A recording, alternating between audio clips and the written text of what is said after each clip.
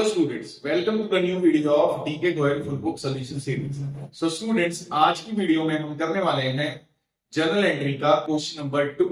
इससे पहले के पिछले क्वेश्चंस में पिछली वीडियोस में करा चुका हूं। जिन स्टूडेंट्स ने वीडियोस नहीं देखी हैं जाके देख सकते हैं। तो चलिए स्टार्ट करते हैं। Enter the following transactions in the journal of Messrs Sushil and sons. तो हमें जर्नल एंट्री करनी है, मतलब जर्नल बुक में रिकॉर्ड करना है, मींस हमें यहाँ पे जर्नल एंट्री करनी है किसकी? सुनील एंड सन्स की। ठीक है, तो जर्नल एंट्री का रूल मैंने कल समझाया था। जर्नल एंट्री का बहुत ही सिंपल सा रूल होता है, डेबिट करो जो हमारे पास आ रहा है, क्रेडिट करो जो जा रहा है।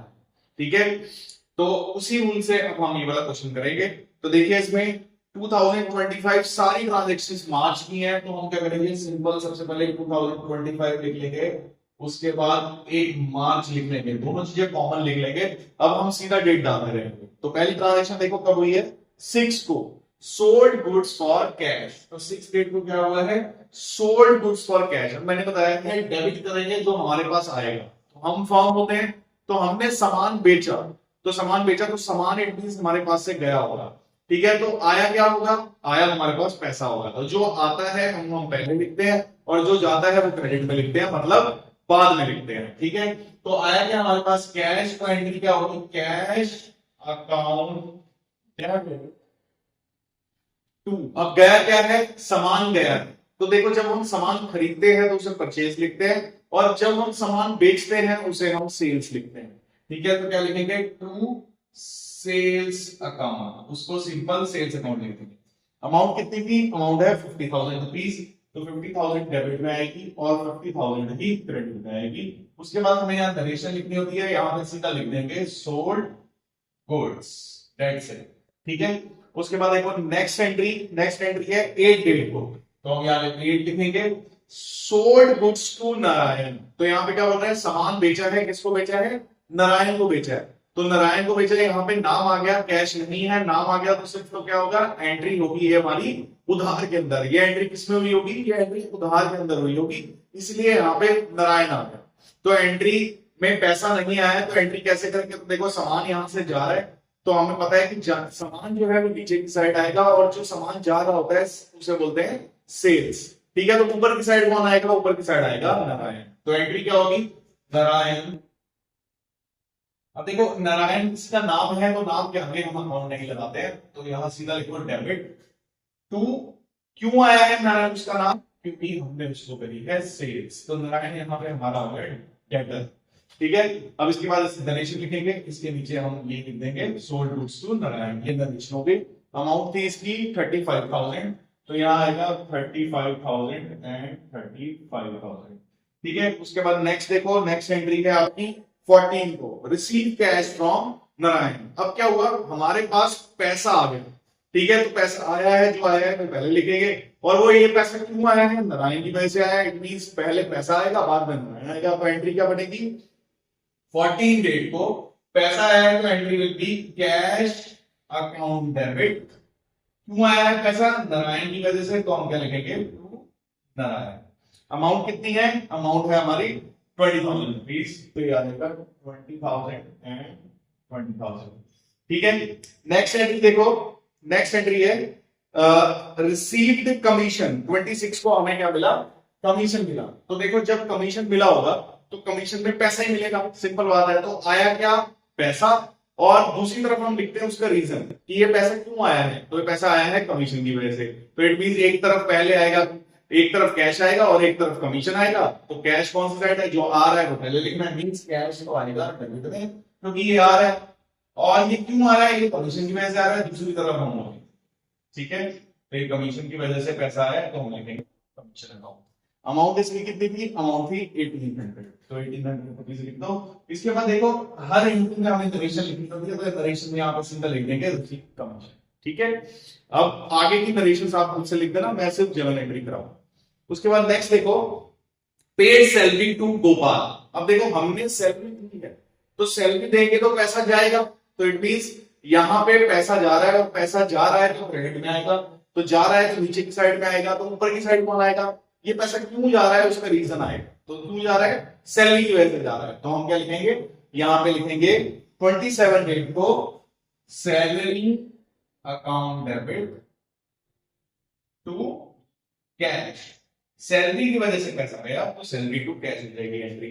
अमाउंट इसकी है 10,000 तो आएगा 10,000 एंड 10,000। ठीक है। नेक्स्ट देखो, नेक्स्ट है एंट्री 28 की, रिसीव्ड कैश फ्रॉम नारायण। तो देखो हमने सामान स्टार्टिंग में नारायण को सामान बेचा था, उसने कुछ पैसा दे दिया। कितना पैसा दिया है उसने हमें पैसा चुकाया है 15,000। तो रिसीव कैश मींस हमारे पास पैसा आया, तो जो पहले आएगा वो हम लिखेंगे पहले। तो मींस आया क्या है, कैश अकाउंट डेबिट। और ये कैश क्यों आया है, क्योंकि नारायण ने लिया है, तो दूसरी तरफ आएगा नारायण। ठीक है। कितना था ये, 15,000 था, तो यहां लिख देंगे 15,000 एंड 15,000। ठीक है। डेट इसकी कौन सी थी, डेट इसकी थी 28। नेक्स्ट देखो, नेक्स्ट है 29 को, withdraw cash from office for personal use. अब ऑफिस से कैश विड्रॉ कर लिया, तो विड्रॉ कौन करता है, मालिक करता है। तो मालिक कोई भी पैसा निकाले वो क्या होगा, ड्रॉइंग होगी। लेकिन हम तो फॉर्म है, तो हमारे पास से पैसा गया है तो क्या करना पड़ेगा, हमें क्रेडिट करना पड़ेगा। जो जा रहा है हमारे पास से वो हम क्रेडिट करेंगे। मींस कैश तो यहाँ क्रेडिट साइड में आएगा, तो ऊपर की साइड क्यों आएगी, बचा आएगी। तो क्यों हुआ है, ड्रॉइंग्स की वजह से हुआ है। तो entry will be drawings account debit to cash account. Amount कितनी है इसकी, अमाउंट इसकी है 20,000, तो आ जाएगा 20,000 एंड 20,000। ठीक है। नेक्स्ट है हमारी 30 को, पेड वेजेस। अब हमने पे किया है वेजेस, तो वेजेस पे करेंगे तो पैसा जाएगा, सिंपल बात है। तो पैसा जा रहा है तो नीचे की साइड आएगा, तो कैश का मतलब नीचे आएगा। तो ऊपर कौन आएगा, किस वजह से पैसा जा रहा है, वेजेस की वजह से। तो एंट्री आएगी 30 को वेजेस अकाउंट डेबिट। वेजेस की वजह से पैसा गया है, तो पैसा तो गया है, टू में आएगा टू कैश अकाउंट।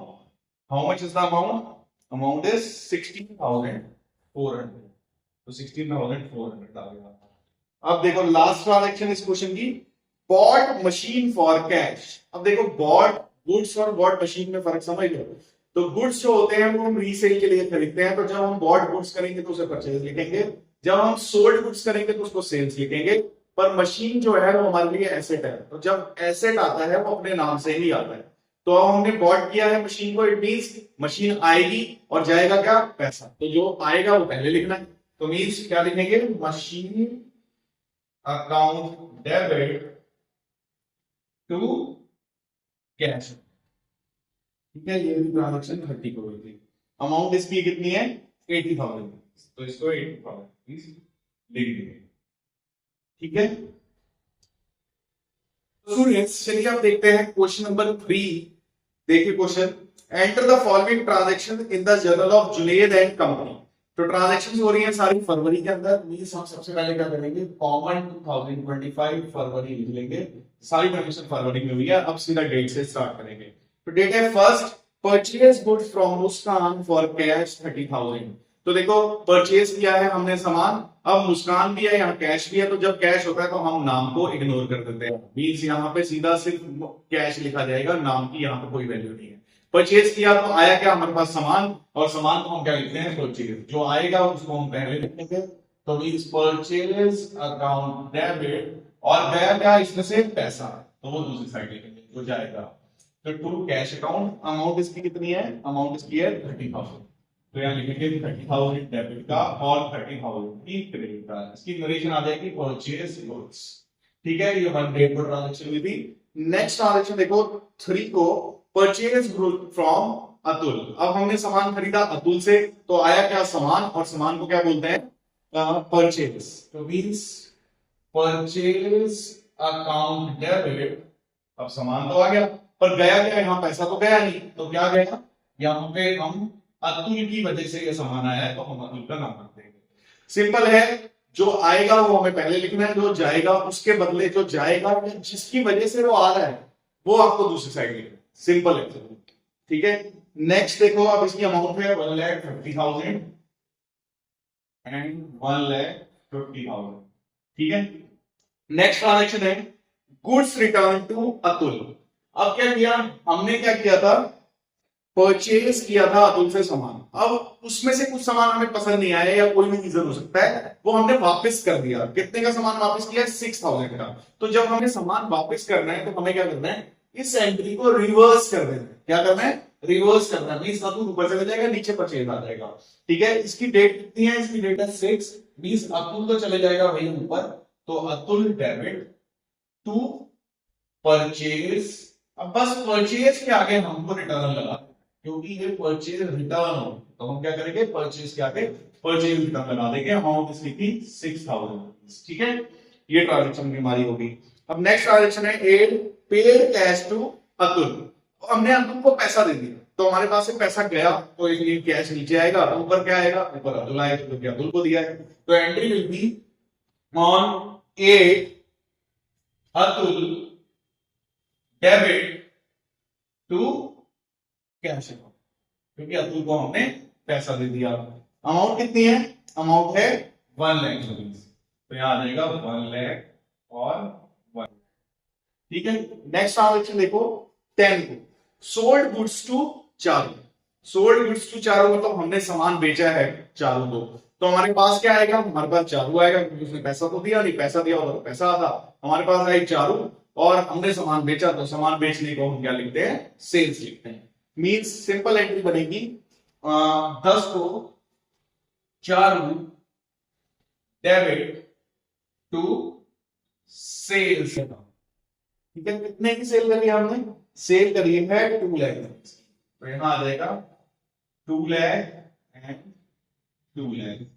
अब नेक्स्ट ट्रांजेक्शन है 12 को Charu return 20% of the goods. ये जो सामान था उसे पसंद नहीं आया या खराब निकला किसी भी वजह से, उसने 20% वापस कर दिया।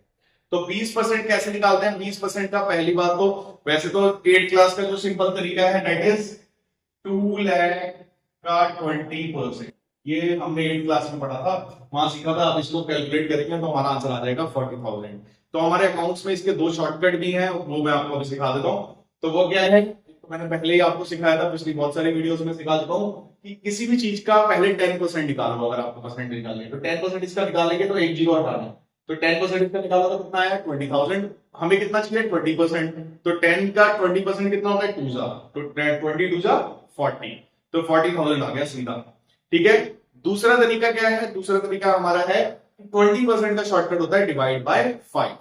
2 लाख को डिवाइड बाय 5 करो तो हमारा आंसर कितना आएगा? 40,000। ठीक है, तो आपको जो भी तरीका सही लगे उससे आप कर सकते हैं, पर हमें शॉर्टकट्स ही यूज करने हैं, क्योंकि अकाउंट्स के अंदर बहुत सारी कैलकुलेशंस होती है, तो हमारे लिए करनी मुश्किल रहती है। तो 10% वाला रूल सबसे बेस्ट है। ठीक है, तो कितना रिटर्न हो गया? 40,000 का। अब बस एंट्री करनी है। तो देखो, जब रिटर्न होगी, पहले भी हमने एंट्री को अपोजिट किया था, यहाँ पे भी एंट्री को अपोजिट करेंगे। मींस सेल्स ऊपर चले जाएगी, नीचे चालू आ जाएगी। ठीक है, ये कब हुई थी ट्रांजैक्शन? ये ट्रांजैक्शन हुई है 12 को। मींस सेल्स रिटर्न अकाउंट है, बस सेल्स के आगे बस रिटर्न लगा देना है, क्योंकि सामान जो है वो वापस आ रहा है, तो बाकी सब कुछ सेम करना है। और 2 आएगा 4। अमाउंट हमने इसकी अभी निकाली थी, कितनी आई थी? 40,000 रुपीज। तो 40,000 का 40,000 आ गया। नेक्स्ट देखो 15 डेट को पेड रेंट, हमने रेंट पे किया तो पैसा गया होगा, तो इट मींस कैश नीचे आएगा, ऊपर कौन आएगा? रेंट आएगा। ठीक, क्या होगी एंट्री? 15 पेड रेंट, तो रेंट आ रहा है हमारे पास। तो कुछ स्टूडेंट्स बोल सकते हैं कि सर रेंट कहां से आ रहा है? तो जब हम रेंट भरेंगे तो रेंट की स्लिप आएगी हमारे पास से, तो रेंट आ रहा है हमारे पास। ठीक है, तो रेंट आ रहा है और उसके बदले में पैसा जा रहा है। ठीक है, तो rent account debit to cash account 8500। Next है हमारी 20 को जुनेर विड्रॉ फॉर पर्सनल यूज। जुनेर कौन है? जुनेर मालिक है। तो मालिक जब भी पैसा निकालेगा फॉर्म से, हम फॉर्म है, हमसे जब भी पैसा लेगा हम उसको किसमें लिखेंगे? ड्राइंग्स में लिखेंगे। तो 15 20 को हम ड्राइंग्स में लिखेंगे। कितना? 25,000 रुपीज उसने कैश विड्रॉ कर लिया, तो एंट्री क्या बनेगी?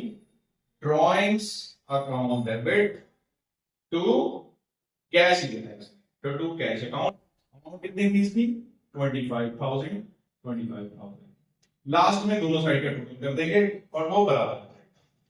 ठीक है, सो आई होप आपको एक क्वेश्चन अच्छे से समझ आया होगा। मिलते हैं अगली वीडियो में नेक्स्ट क्वेश्चन के साथ।